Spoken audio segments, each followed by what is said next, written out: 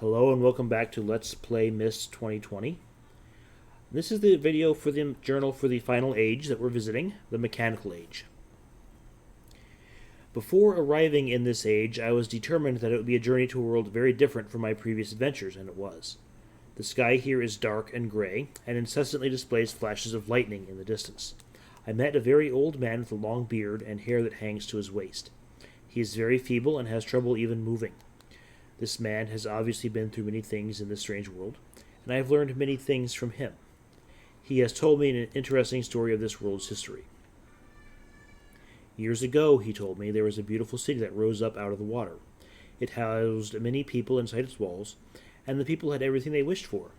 The city was surrounded by 3 high hills which rose higher than the city. On the east hill of the city rested a large lookout post. The people of the city had constructed the post expecting visitors to arrive from the east. The people had no means of traveling on the water, which forced them to merely wait for friend or foe. As time passed, friendly visitors brought rumors of an enemy that existed beyond the horizon. The people grew fearful, yet nothing happened. One day the usually sunny sky became dark as night, and black ships appeared on the horizon. The lookout post's attempts at peace were turned away, and the sentries there were easily overwhelmed. The ships continued to wreak havoc on the city, apparently destroying everyone and everything.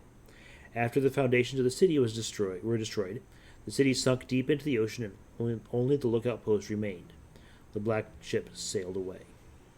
The man continued to say that 8 people had hidden and managed to survive through the attack.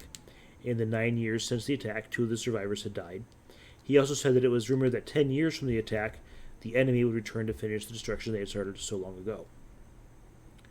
I have decided, since hearing the man's story, it would be admirable to save this civilization and stop this enemy's plan of destruction. I am excited about the adventure that awaits me, and an idea has sparked in my mind to provide the needed defense for these people. I met the remaining survivors today, and I have begun work on a plan for protection. After a short absence, I have returned to this age with my 2 sons. They have, as of yet, traveled rarely with me, and they are understandably excited to be here.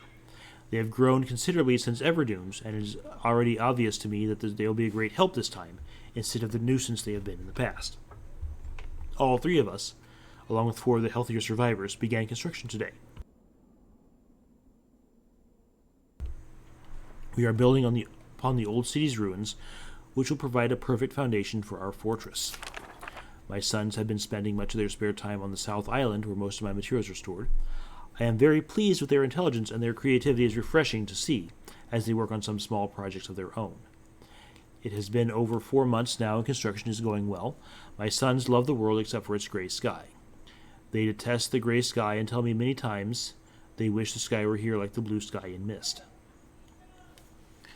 The old man I first talked to tells me the enemy is due in 4 months. I feel we will be ready when the time comes. The man reminds me of Emmett in many ways, and I often wonder how Emmett and his people are doing. It has been 6 months of work, and we have finally finished the fortress. It rests between the 3 hills, which are now only islands due to a rising water level that the people experienced after the attack. Inside the fortress, I have designed a most intriguing device.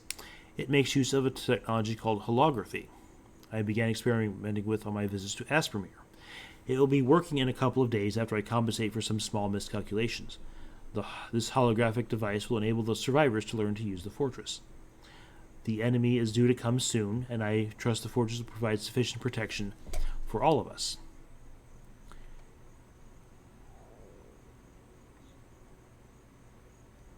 And here is a thing that will make sense much later when we get to the age. And there's a diagram. And there's a track that it says.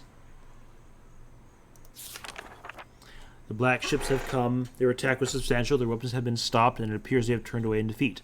I could not help but smile as I watched the boats leave. Last night we had a small celebration, and the old survivors did their dances of old. My sons did not understand why the sky had not turned back to its original blue. The old man told them that the storms would never end until the enemy was destroyed. I assured my son that a blue sky was not worth the risk of death, and they seemed to hear me. I have had a healthy adventure and have begun work on a new book. Once again, I must leave for a familiar age in search of a new universe I have begun. But first I'll have an extended time with Catherine, whom I miss very much. I must also return to the people of the tide. I believe in my travels I have found a substance that will ease the pain of their bone ailments that they have long endured.